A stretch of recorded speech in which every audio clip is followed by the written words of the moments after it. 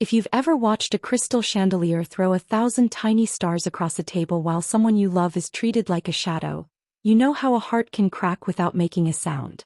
That was my Christmas. Before we continue, tell me in the comments which country you're watching from. I love seeing our global family here. And if it's your first time, please subscribe to Revenge with John so you don't miss the next chapters of this story. My name is Lucy Hale Hamilton. The last name is my husband's. It still tastes like metal. Long before Hamilton, before the mansion with its marble foyer and the wine fridge that hums like a lullaby for the rich, I was just Lucy from a walk up at the edge of town, the girl who fell asleep with ink on her fingers. I wanted to be a writer. Not the cute kind people tolerate as a hobby, but the stubborn kind who stacks rejection letters like kindling and keeps a flame alive anyway. My mother, Martha, kept that flame for me when I couldn't. She cleaned offices at night and houses by day, walked home with sore feet and a soft voice, and somehow still had the strength to read my messy pages aloud like they were worth something. I can still hear her. Your words are a home, baby. Make the kind of house you'd want to live in. And then there was James, 2 years older, a comet with a spine. When things broke, he fixed them with wire and faith. When bills piled, he peeled his paycheck into the stack without ceremony. He was the first person to call me author, out loud. He was also the first to leave. 3 Christmases ago, he disappeared into the bright noise of opportunity with a duffel bag and a promise. I'll make something big. I'll come back for you, Mom. After that, only silence. Rumors floated back like confetti. A startup overseas, angel investors, a stake in something that grew without him ever posting about it. I hated the rumors for keeping him alive in the wrong way. Then I married Daniel Hamilton. He was the kind of polish that tricks you into mistaking shine for warmth. He asked about my favorite books on our first date and later never once finished a chapter one loved. He bought me a leather notebook the week we got engaged and called it, a keepsake from your creative phase, the week after the wedding. He didn't say stop writing, he said focus on real life. It sounded reasonable when your ears are full of applause you didn't earn. There are families that make room at the table, and there are families that make a performance of it. The Hamiltons were the latter. Margaret, my mother-in-law, curated people like centerpieces. Edmund, my father-in-law, believed gravity should obey his calendar. Olivia, Daniel's sister, could slice a person into ribbons with a compliment. I learned the choreography quickly. Arrive early, speak softly, agree often, look expensive, never mention bills, never say, we couldn't afford, never say I'm working on a story, and never, ever bring my mother unless I was prepared to watch her be organized into the kitchen like cutlery. I did it anyway because Martha wanted to believe that money could learn to be kind. Lucy, I ironed the blue dress, she said that morning, excitement tucked into the corners of her eyes. No stains, see? I'll bring the pecan pie. It's their favorite, right? It's your favorite, I said, kissing her forehead. That's reason enough. She beamed. I hid my stomachs not under a sweater that cost more than our first month's rent back in the day.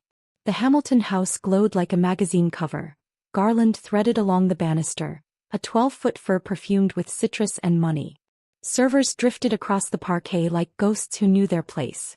Margaret swept toward us in a dress that made a violin out of silk. Lucy, she sang winter sweet and stainless. Then her eyes landed on my mother. Martha. How festive. She air-kissed at a distance that could fit a county line. Do be a darling and take your pie through the service hall. The staff will orient you. I can carry it to the kitchen, Mom said.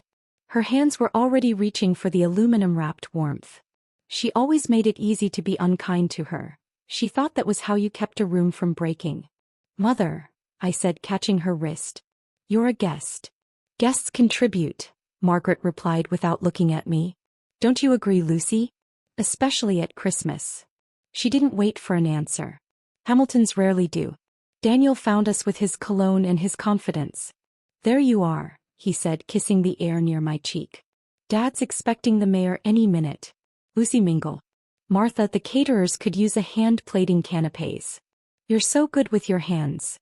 It was the smile when he said it that undid me, that aren't I benevolent smile, a kindness polished until it became contempt. I'll help, Mom whispered. We're guests and we contribute. She placed the pie into a server's arms with an apology, as if bringing sweetness were a crime. I watched her disappear through the swinging door to the kitchen and felt the old familiar sting rise behind my ribs, the one I tame with silence. Writers are supposed to be good at silence. We collect it like rainwater and use it later. But the jars on my shelves were overflowing and the weather in that room was cruel. Daniel, I tried, voice low. She doesn't work here. She likes to keep busy, he said. And she's used to it. Why make her uncomfortable by forcing her to sit through small talk? Because people can learn, I said. Even Hamilton's. His smile cooled a degree. Let's not do this tonight. Of course not. Not tonight, not ever. That's how you trap a life without leaving fingerprints. Dinner was a pageant with courses. Champagne, oysters, jokes about flights to Aspen. A toast from Edmund about legacy that sounded suspiciously like a threat to everyone not born wearing cufflinks. Olivia recounted an anecdote about a charity gala that involved a wardrobe malfunction and a senator's blush. Laughs orbited her like tinsel. I kept glancing at the service door, catching flashes of my mother's navy dress as she rinsed trays, lifted lids, took instructions delivered like commandments. She smiled at whoever spoke to her and reached for another task. Guests contribute. I tasted copper. Lucy, Margaret trilled down the table. You look lovely tonight. Understated. It suits your background. She meant don't compete with us. He meant know your lane. Olivia leaned in, lips glossy as gossip. Have you been busy lately? She threw a knowing glance at Daniel and laughter trembled at the rim of her wine glass. Daniel didn't look at me. He didn't need to.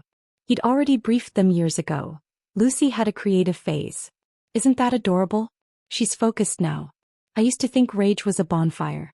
It isn't. It's a pilot light you live beside, that tiny blue flame you ignore until a room fills with gas and someone's casual spark turns the whole thing into daylight. The spark came with dessert. The doors swung wide. The staff filed out with plates like planets and behind them my mother, carrying a tray too heavy for a woman who worked 2 jobs for 20 years. She stepped carefully so the china wouldn't rattle.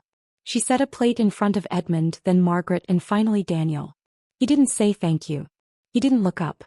He flicked his napkin then raised his voice so it buzzed against crystal. Martha, he said, you missed a spot on the silver. Conversations hushed then stopped. The chandelier threw stars. They landed like glass in my throat. My mother glanced down, flustered, searching the tray for an imaginary smudge. Oh, I'll fix. And when you're done, Daniel continued louder, smile bright enough for the back row, please help the staff clear. Dessert is sticky and we can't have it on the heirloom linens. You understand. A few people tittered. Someone said, so practical. Edmund's mouth pinched in what he thought was approval. Margaret looked at me the way you watch a dog to see if it knows the rules. Mom nodded. I saw the nod break her. It was small, just the kind you give a bus driver when your transfer's expired and you don't want to cause trouble. But it split something in me I'd taped too many times. I stood. My chair whispered against the floor, a sound almost no one hears at a table like that. But the room did. Heads turned. Daniel's smile faltered, a hairline crack in porcelain. Sit down, Lucy, he murmured, still smiling for the guests. She's my mother, I said, voice steady with a calm I didn't feel. She's a guest.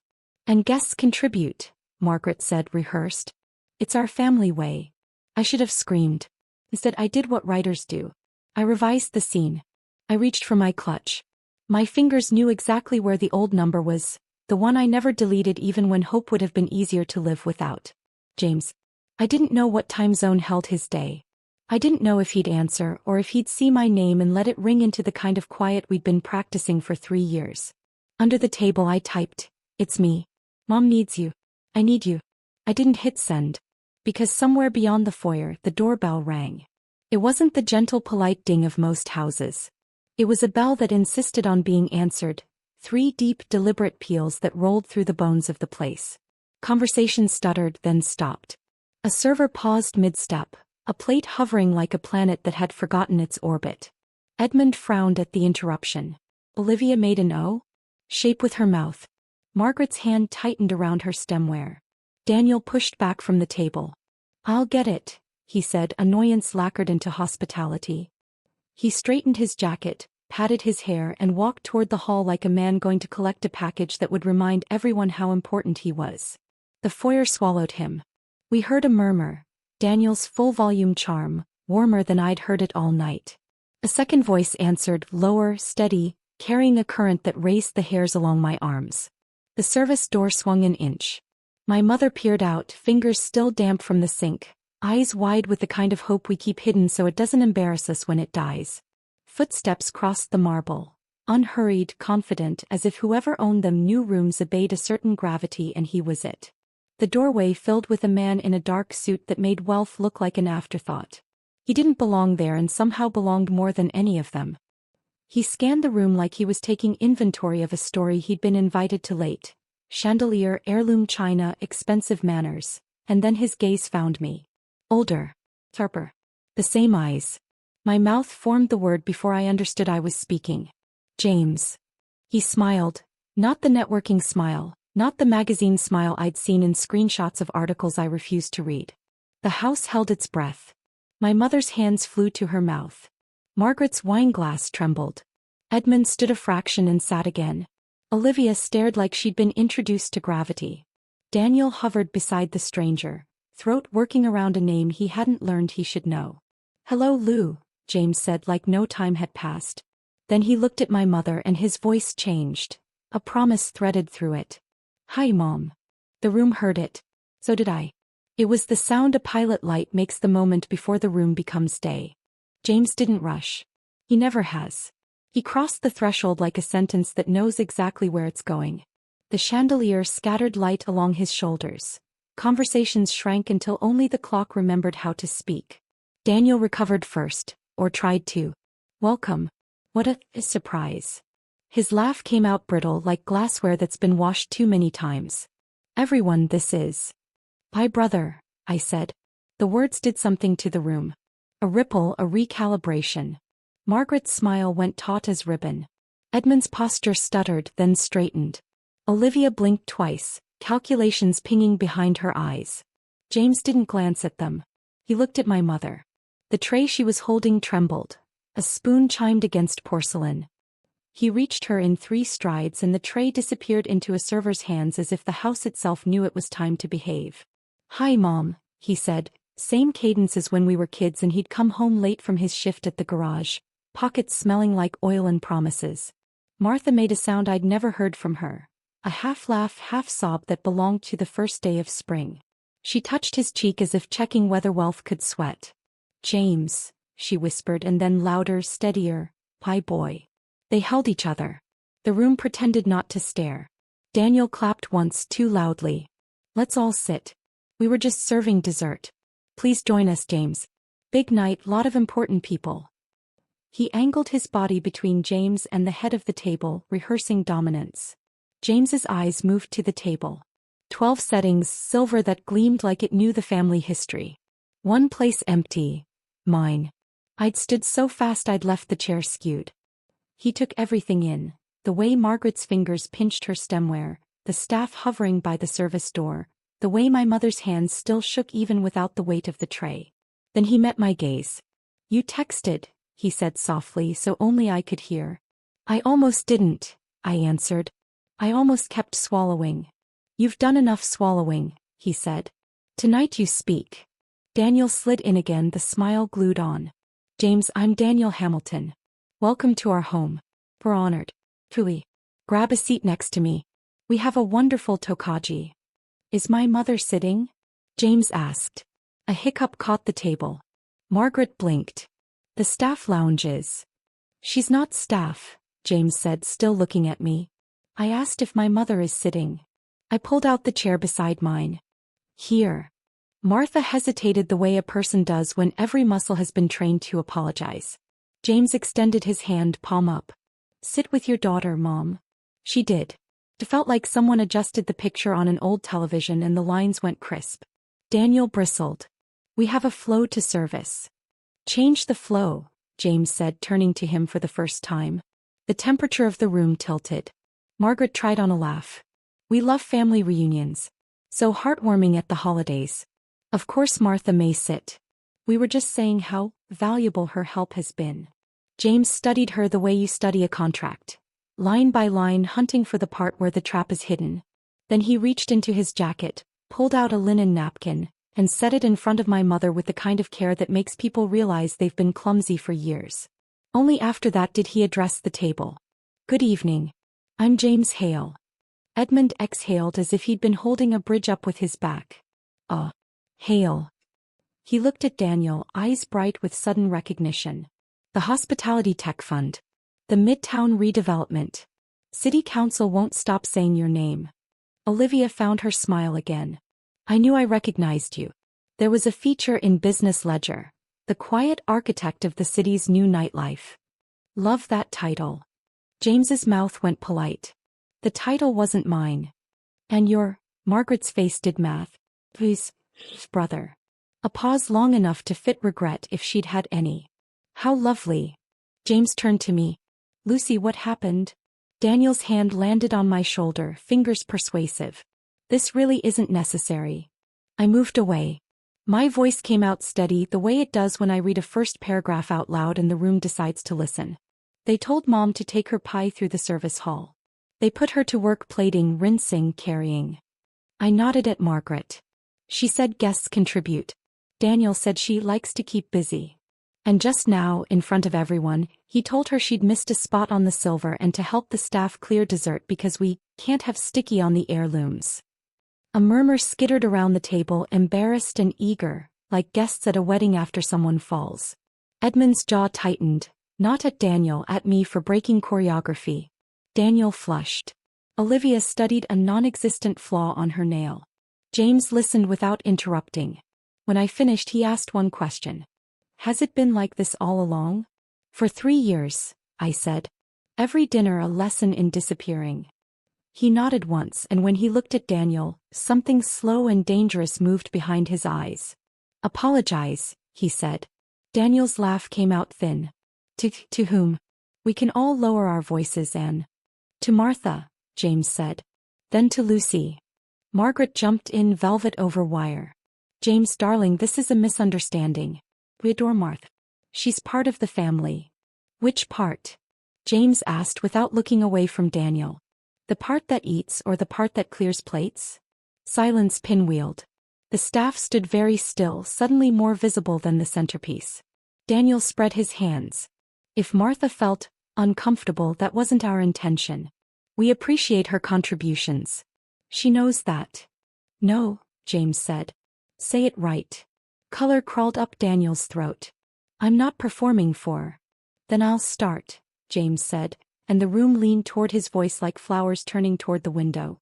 He looked at my mother. "I'm sorry, Mom. I'm sorry I left. I'm sorry I gave Lucy the burden of swallowing alone.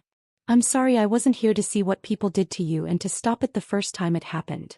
Martha's eyes filled. The apology landed in a place no one at that table had ever aimed for. Truth. James straightened. "Now he told Daniel, calm as weather. "You don't get to humiliate my mother in her daughter's presence and call it tradition." Edmund cleared his throat, authority rusted at the edges. "Young man." "I'm older than your son," James said without turning. "And unlike your son, I know what work is." Daniel's jaw set. "You can't come into my home, Anne." "Your house," James said. "A home is where people are fed and seen. This is a very expensive room with poor manners." Olivia let out a tiny involuntary laugh that she slammed a hand over too late. Margaret sent her a glance that could embalm. Daniel leaned forward across the table, voice low, dangerous in the way of people who believe their danger is the only kind that matters. "You think money makes you king here?"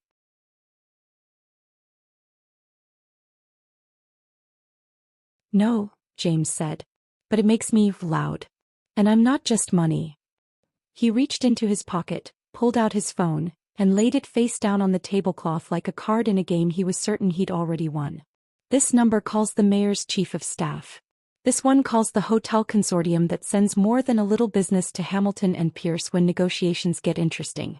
This one calls a features editor who's been chasing a story about how legacy families behave when no one important is watching." He tapped the phone once. "Pick one, Daniel. I'm flexible on the order." A hush fell that even the clock respected. I watched something real move behind Daniel's eyes. Not shame yet, recognition. He tried to smile through it. Are you threatening me at Christmas? I'm giving you a gift, James said. A chance to be decent before you're compelled to be decent. Margaret's voice frayed. Daniel. He didn't look at her. He looked at me. There are moments marriage turns from portrait to mirror. He saw himself. I saw him seeing it. My mother shifted as if to rescue him from the truth. It's fine, she murmured. We don't need. We do, I said gently. We need to stop teaching rooms that will take whatever they serve. James nodded, almost a smile. Lucy's a writer, he told the table, as if they didn't already know and as if the knowing might change them. Her whole life is choosing the right words. Tonight she did. Daniel swallowed. Pride fought a small, losing battle under his skin. Then he stood, slow, stiff as if gravity had doubled, and turned to my mother. Martha, he said. The sound of her name in his mouth had never been heavier. I'm sorry. I shouldn't have spoken to you the way I did. I shouldn't have asked you to work here. It was cruel. It was wrong. My mother stared at her hands, at the small crescent scar near her thumb from a long-ago knife that slipped while she was cooking for us as kids. Then she lifted her eyes. Thank you, she said. Words are a start. Daniel nodded, then turned to me. His voice cracked once and he didn't hide it. Lucy, I am sorry. For tonight. For habits I called tradition. For making you smaller because it made me feel bigger. Something wilted inside Margaret. Edmund's eyes narrowed, not at the apology but at what it cost them. Olivia stared like her favorite show had taken an unexpected turn. James inclined his head a fraction. Better. He took the phone back, slid it away. The room's shoulders lowered an inch. Servers breathed again. Somewhere a log in the fireplace decided to rearrange its sparks and the noise made everyone flinch. Now, James said, we're going to fix the rest of the evening. He looked at the staff. Thank you. Take 15. Drink water. Stretch your backs. They hesitated. The house wasn't used to kindness spoken like an instruction, and then filed out, bewildered and grateful. He looked at Margaret. You're going to invite Martha to lead the toast. Margaret blinked. I beg your. You heard me, James said. And you're going to mean it. Of course. She stood, pasted on a smile that had never worked so hard. Martha dear, would you do us the honor of opening dessert? My mother looked at me, a question and a memory. I nodded. She rose. Not the shuffle of someone trying not to be noticed, but the simple stand of a person whose knees remember dignity. She lifted her glass. Her hand didn't shake. To family, she said. The kind you're born with and the kind you grow into when you remember how to be good to each other. She paused, eyes shining. And to children who keep their promises, even if it takes a little time. We drank. It tasted like the first sip of cold water after a long day. Daniel eased back into his seat, smaller somehow in a way that didn't invite glee. There would be time for anger later, for boundary setting, for the slow work of either repairing or releasing. Tonight needed a clean end to a dirty habit. James cut into his dessert as if he'd just walked in for coffee. He turned to me. How's the new draft? I blinked. You haven't asked me that in 3 years. I haven't had the right room for the answer, he said. How I do. It's messy, I admitted. But the bones are strong. Then keep the bones, he said. We'll build the rest. The table began to remember how to make noises that weren't sharp. Conversation rose in fragile threads. Olivia asked a server for coffee and said please. Edmund stared into the middle distance like a man whose map had just been redrawn. Margaret touched the back of my mother's chair without quite understanding why. James leaned toward Daniel, voice low enough that only the 4 of us heard. After tonight things change. Martha never lifts a tray in this house again. Lucy writes, not as a hobby you tolerate but as work you respect. You don't have to like any of it. You have to behave. Daniel nodded once. Understood. And if you forget, James said, the softness gone for a beat, I'll jog your memory in ways you'll feel in your calendar, your press clippings and your balance sheet. Another nod. No argument left, only the paperwork of surrender. I felt something unclench in my chest, a latch I'd been holding with both hands for too long. It didn't feel like victory. Not yet. It felt like air. Across the table, my mother took a forkful of her own pie at her own seat for the first time in 3 years. She closed her eyes. Perfect, she said, and I knew she wasn't talking about the pecans. James set down his fork and looked at me, then at the door to the night. We're not done, he said. But we've started. The clock ticked. The house finally listened. The morning after Christmas dinner, the Hamilton mansion felt like a crime scene without the police tape. Margaret tiptoed around in silk slippers, her phone pressed to her ear as she whispered to society friends, trying to rewrite the story before it spread.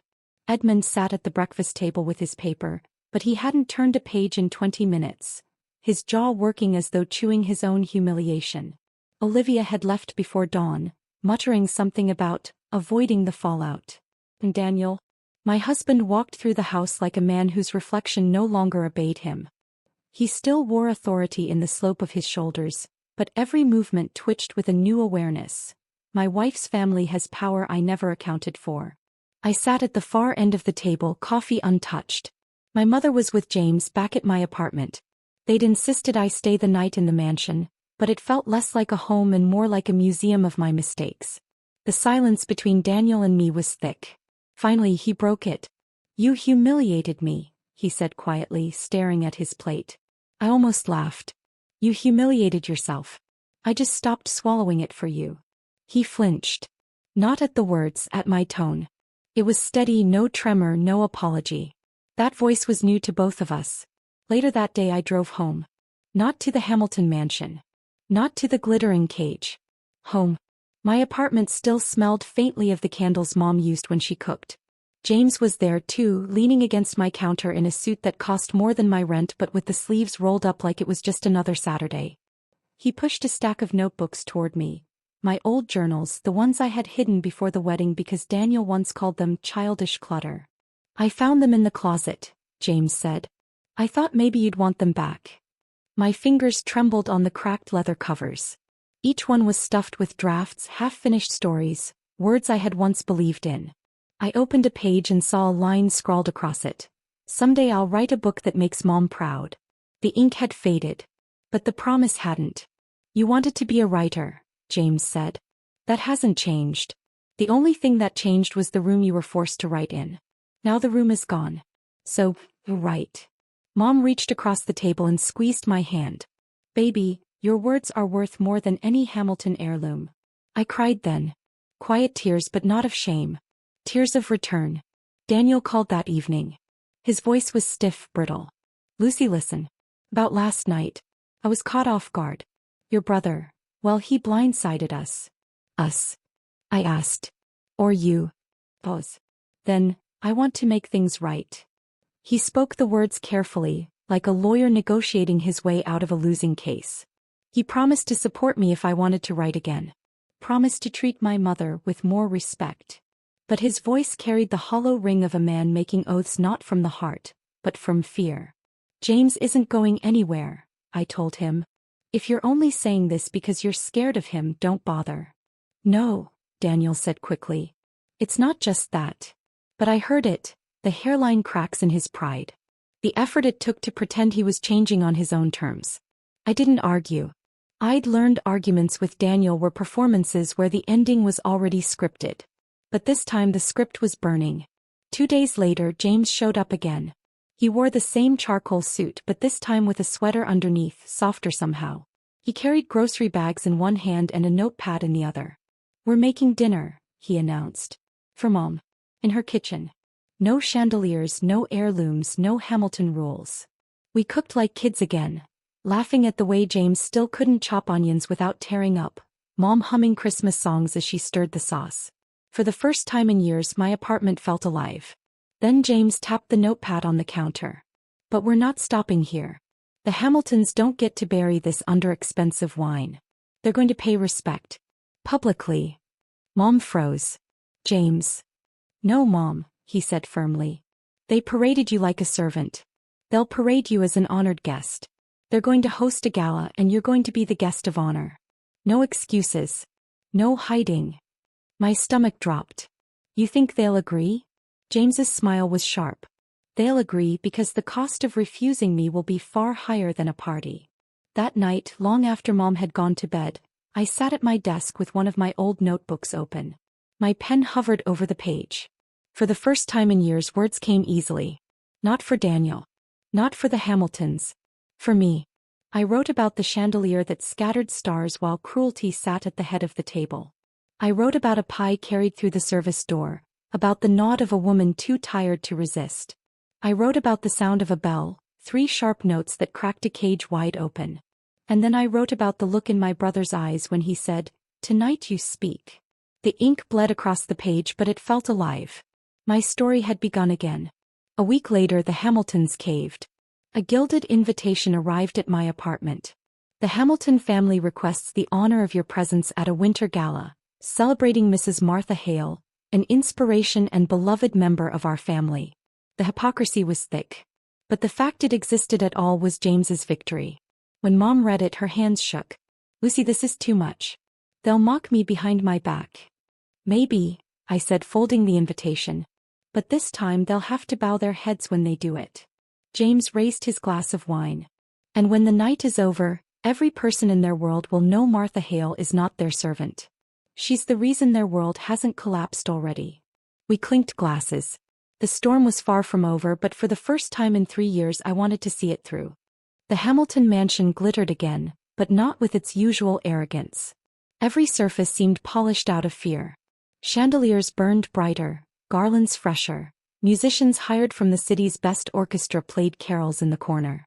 The invitation had called it a winter gala in honor of Mrs. Martha Hale. I knew better. It wasn't honor. It was survival. James had made it clear. If they refused, their reputation would collapse under the weight of his influence. So here we were, the same mansion, the same family, but now a stage was set for a performance they could not escape. My mother wore the new emerald dress James had bought her. She tugged at the hem nervously. "Lucy, I feel like an imposter." I shook my head, taking her trembling hand. "No, Mom. They're the imposters. Tonight the world sees you as you are, not as they've treated you." James, standing beside us in his flawless suit, leaned in. "You're the reason Lucy can write. You're the reason I can build. You're the foundation of everything." Tonight they admitted out loud. By the time we entered, the ballroom was already crowded with Atlanta's elite. Judges, politicians, CEOs. Faces that had laughed at jokes over crystal glasses now looked curious, almost wary. They whispered in clusters, glancing at my mother, trying to understand why the Hamiltons had suddenly centered their gala around a woman they'd once ignored. Margaret Hamilton swept forward, forced smile plastered on her lips. "Martha, darling," she cooed as if she hadn't once ordered my mother into the kitchen like a maid. "We're so thrilled to celebrate you tonight." She kissed the air near Mom's cheek. To anyone watching, it looked warm. To me, it looked like poison dressed in pearls. James's eyes narrowed, but he didn't intervene yet. He wanted them to hang themselves with their own words. When the chandeliers dimmed slightly, Edmund raised his glass. His voice carried that lawyer's pomp, but there was a tremor in it tonight. "Ladies and gentlemen, tonight we honor a woman whose strength, perseverance, and character remind us all of the values that truly matter. Mrs. Martha Hale, mother, teacher of resilience, and now forever a part of our family legacy." The applause that followed sounded polite, confused, obligatory. My mother bowed her head slightly, cheeks flushing with both embarrassment and pride. James, standing near the head of the table, gave a small nod. He had forced them into the words. But I could see it in his face. He wanted more than polite applause. He wanted truth. Margaret gestured to me suddenly, panic flashing in her eyes as if improvising. "Lucy, dear, why don't you say a few words about your mother? After all, you know her best." The room turned toward me. For a moment the old instinct clawed up my throat, the instinct to shrink, to smile politely, to sit back down. But then I felt the notebook in my clutch, the one I had filled these past few nights. I opened it with steady hands. My voice shook only at the start. My mother spent her life cleaning offices, houses, restaurants, places where no one remembered her name. But she never let me believe I was invisible. She told me my words mattered even when no one read them. She told my brother his dreams mattered even when no one believed them. She worked until her hands were raw so that we could build lives where our hands could create, not just clean. Tonight you applaud her. But she deserved applause every day of her life. The silence that followed was heavy, not polite this time, listening. Some guests dabbed their eyes. Others shifted uncomfortably, guilty without knowing why. James clapped first. Then the room followed. The sound was thunder this time. My mother's eyes brimmed with tears. She mouthed the words only I could see. "I'm proud of you." Across the room, Daniel's face tightened. He tried to join in the applause, but the mask slipped. His pride could not digest what had just happened. His wife standing tall, commanding the room he had once ruled. Later, as guests drifted toward the buffet, he cornered me near the staircase. His voice was low, urgent. "Lucy, you're humiliating me. This was supposed to be a family celebration, not a crusade." I met his eyes, unflinching. "This is family. Real family. You just never understood what that meant." He recoiled as if I'd struck him. For once he had no clever retort, no smirk. Just silence. When the night ended, Margaret and Edmund were exhausted from smiling, their reputations preserved only by the thin thread James allowed. Guests left murmuring about that extraordinary Mrs. Hale and Lucy's speech. As the last car rolled away, James clasped my shoulder. "You didn't just speak tonight, Lucy. You wrote in real time. Every word, every line, that was you taking the pen back." Mom slipped her arm around me. "Your book has already started, sweetheart. You just read the first chapter." I believed her. For the first time I really believed her. The gala had ended. But Daniel's eyes as he watched me leave told me the battle in my marriage wasn't finished. And in the quiet ride home with Mom asleep in the back seat and James driving, I thought, the golden cage has cracked. The question now is whether I'll walk away from it entirely. The morning after the gala, Daniel asked to talk. No speeches, no wine, just a quiet room that finally echoed. "I want to fix this," he said. "Therapy. New rules. A real marriage." "Whose version?" I asked. "The one where I shrink or the one where we both stand tall?" He swallowed. "The second." "Then hear mine," I said, setting a pen between us. "I write, openly as work. My mother sits at the table or I don't come. You defend me when yours forget. We don't repeat lessons." He stared at the pen. "I don't know if I can be that man yet," he admitted. "Honesty, not heroics." I nodded. "Then we end it. Decently." He exhaled, older already. "No contest. Keep the apartment and car. And I'll set up an annuity for your mother." "Quietly," I said. "As repair." "Done." We didn't hug. Some goodbyes require distance to be true. Back at my place, cinnamon and sunlight. Mom fussed with the kettle. James leaned on the counter, sleeves pushed up, empire set aside. "How bad?" he asked. "Honest," I said. "We're ending it." Mom cupped my face.